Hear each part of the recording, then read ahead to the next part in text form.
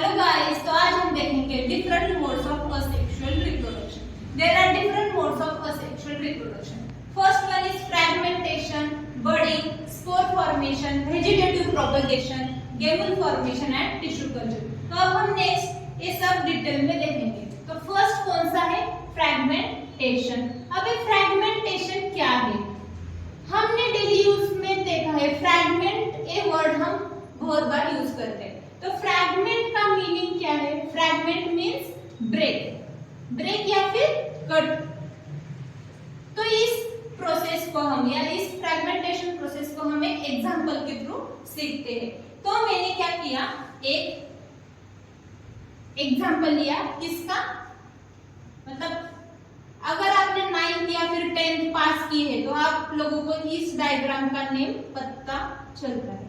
तो इसे क्या कहते हैं हम? स्पाइरोगाइरा। 9th स्टैंडर्ड में आपने सीखा होगा स्पाइरोगाइरा के बारे में। स्पाइरोगाइरा क्या है? Spirogyra is a algae, that is filamentous algae भी हम इसे बोलते हैं। अब मैंने क्या किया, फ्रैगमेंटेशन प्रोसेस के लिए मैंने इस पर 3 कट लगाए, या फिर सॉरी 2 कट लगाए। 2 कट लगाने के बाद इसका क्या होगा? क्या ये जैसा था वैसा ही रहेगा क्या? नहीं। तो इसमें क्या होगा, इसका फ्रैगमेंट्स में कन्वर्ट होगा। ये 3 फ्रैगमेंट्स क्रिएट होंगे या फॉर्म होंगे। अब ये 3 फ्रैगमेंट के पास ऐसी एबिलिटी है कि ये each and every fragment develop into a new organism, that is new spirogyra. ये भी होल ऑर्गेनिज्म में कन्वर्ट होगा। ये भी, और last one is also converted to the whole spirogyra.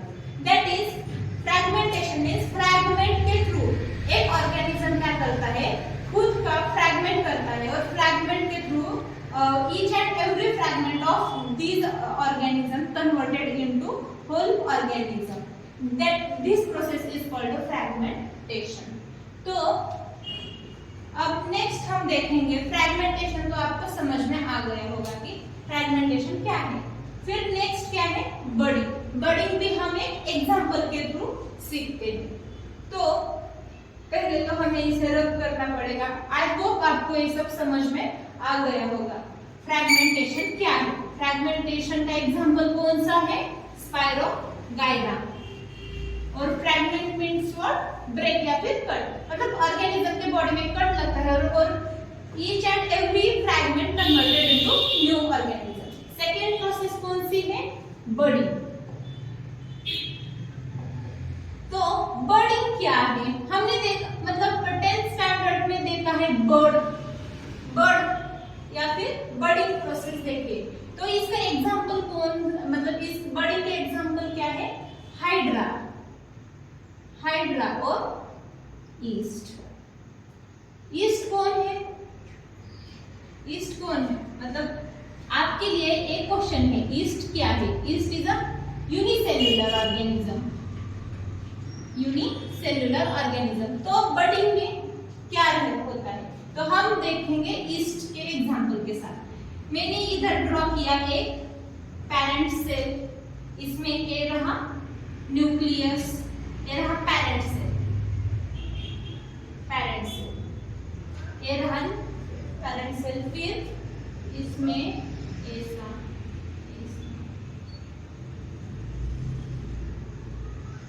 तो इधर क्या है? Small outgrowth, small outgrowth forms and detaches. तो बर्डिंग में क्या होता है? जो पेरेंट सेल है, पेरेंट सेल के ऊपर ऐसे स्मॉल आउटग्रोथ फॉर्म्स होते हैं।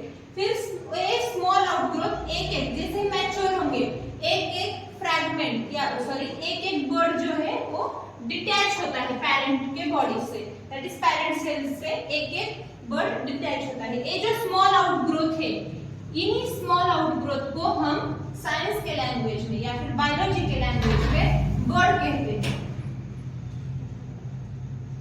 bird, that is this is a bird, this is also bird, all are birds. Then if this bud is mature, then is detached from parent body. This is also detached from parent body. All are detached from parent body and converted into a new organism. That is, this one is also a new yeast cell. New yeast cell. This is also new yeast cell and this is also new yeast cell. This is all about the process of budding. Budding means what?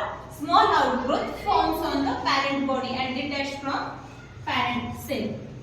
तो I hope आपको budding process भी समझ में आ गई होगी. तो guys, अब तक हमने देखा फ्रेगमेंटेशन एंड बडिंग के बारे में. तो रिमेनिंग पार्ट्स हम नेक्स्ट लेक्चर में देखेंगे. तब तक के लिए स्टे ट्यून्ड. Thank you.